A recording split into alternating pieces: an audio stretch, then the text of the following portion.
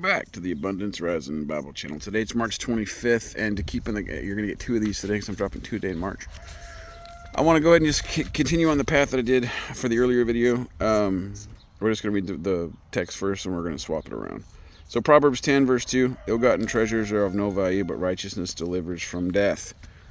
Again, there ain't no right way to do a wrong thing, for sure, number one. But when you get something that you ought not to have, I guarantee, in my experience, but I'll guarantee it just because of what the word says, you ain't gonna hold on to it.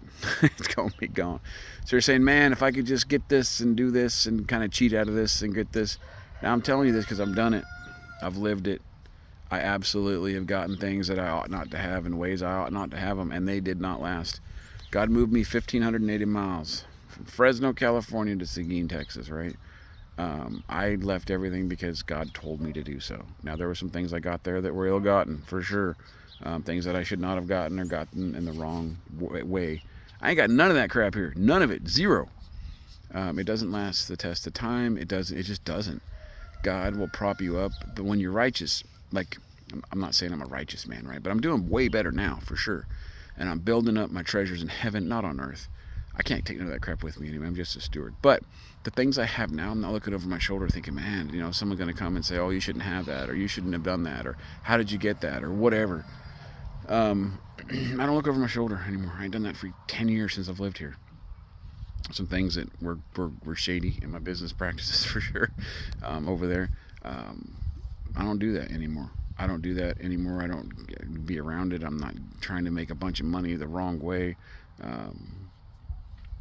Remember one time, a buddy of mine went to look at a car, and we popped off one of the spark plugs, so it kind of ran bad to kind of get it cheaper. It didn't work out. They caught it, like, oh, this spark plug's wrong. That's why it's running so funny. And then it ran fine, and I paid him a fair price. But I would engage in those things. Let's just say, if I could get things a little cheaper or get a little better deal, I really wasn't afraid to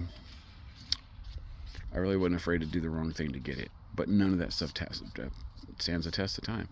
So kids and grandkids, please walk upon the rocks that I stumbled on.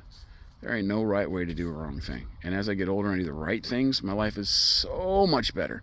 I ain't looking over my shoulder constantly for all the people that I kind of cheated out of some money or did wrong to. And you're not all guilty all the time. Man, don't do that. Be a good person. The world's got enough weirdos and cowards and losers. Don't be that. Be God's shining light in this world. Anyway, thanks for stopping by. Think about it.